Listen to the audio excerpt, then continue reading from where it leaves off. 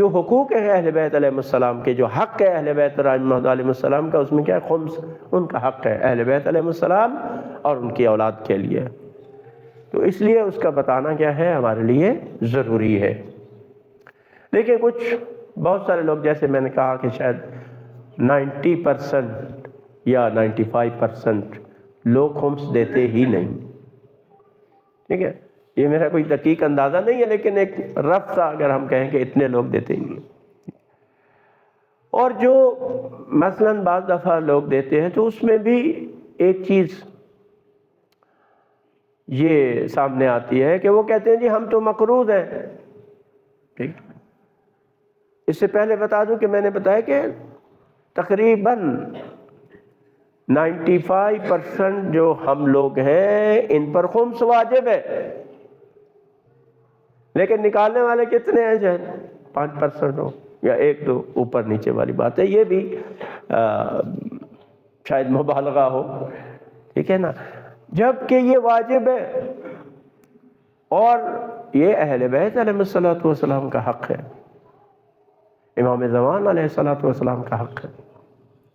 تو ایسی صورتحال میں اگر ہم چاہتے ہیں کہ جناب سیدہ زہرا سلام اللہ علیہا اور اہل بیت کے حق کھانے والوں میں ہمارا شمار نہ ہو تو ہم اپنا حساب کریں. بہت آسان ہے، کوئی اس میں جو ہے وہ مشکل نہیں ہے.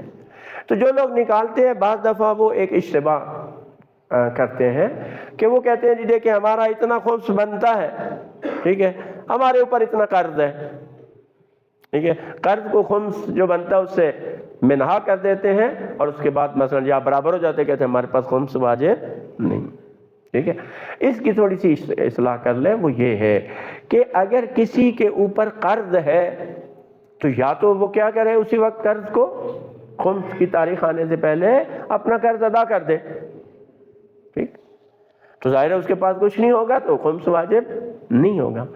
لیکن اگر قسطوں میں ہے، جیسے کوئی بینک کی قسط دے رہا ہے، کوئی پلاٹ کی قسط دے رہا ہے، کوئی اس طرح کی قسط دے رہا ہے، ٹھیک ہے، یا ابھی اس کی ڈیٹ نہیں آئی جب اس نے قرض واپس کرنا ہے، تو اس پر ابھی کیا ہے، لازم ہے کہ وہ اپنا خمس جو ہے وہ ادا کرے.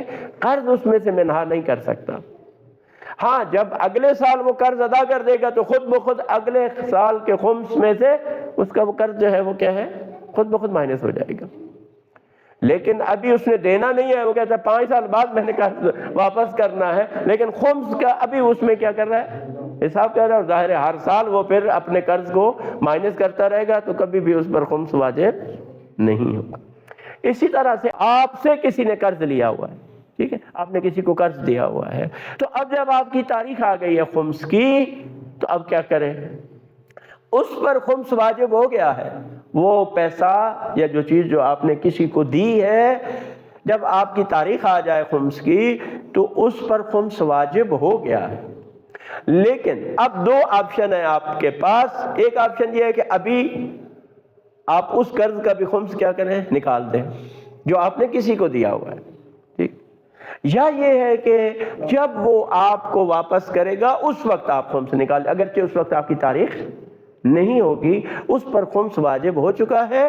اگر آپ ابھی چاہیں تو اس میں سے جتنا خمس بنتا ہے وہ ادا کر دیں، یا جب وہ خمس قرض آپ کو واپس کرے گا اسی وقت آپ جو ہے وہ اس کا خمس ادا کر دیں گے.